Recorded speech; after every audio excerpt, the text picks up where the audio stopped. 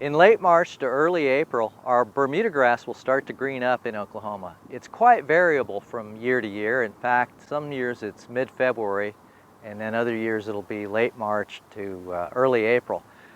Now, many people vary in their desire to have a weed-free lawn. Some folks want absolute weed-free characteristics in their Bermuda grass, while other folks will not mind at all a bunch of winter annual plants out there in their Bermuda grass. So whatever is your cup of tea is fine with us.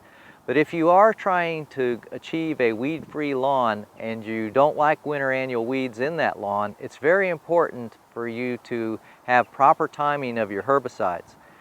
In this segment, we're showing you the effect of a winter annual post-emergent application from a Roundup type product plus a common broadleaf post-emergent weed killer.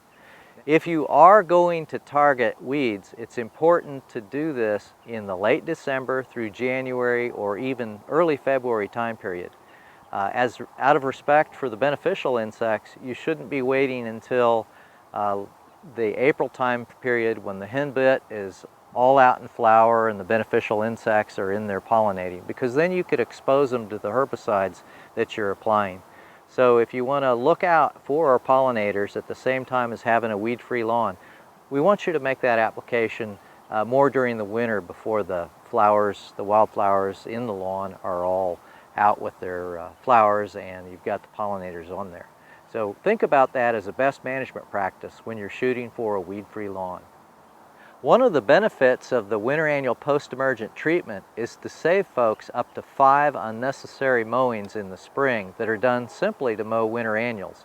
And the Bermuda grass at that time, when we're just breaking dormancy, is not requiring an actual mowing. It's the winter annuals that are. So if you want to save yourself up to 5 extra unnecessary mowings, go ahead and use that winter annual post-emergent treatment. At this time of year, when an area has been treated with a broadleaf herbicide, within about 48 to 72 hours after treatment, you'll see these curling symptoms of the susceptible broadleaves. The technical term for that is epinasty, and that shows you that the herbicide is producing an effect on the target weed. And these herbicides mimic hormones. They're usually auxin-type herbicides, and that shows you that you're getting activity from the herbicide on the susceptible broadleaf plant.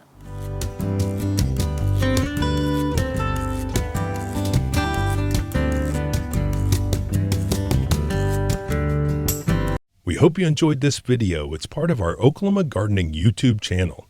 You can also find even more videos on our OK Gardening Classics YouTube channel. And join us on social media for great gardening tips, photos, and discussion.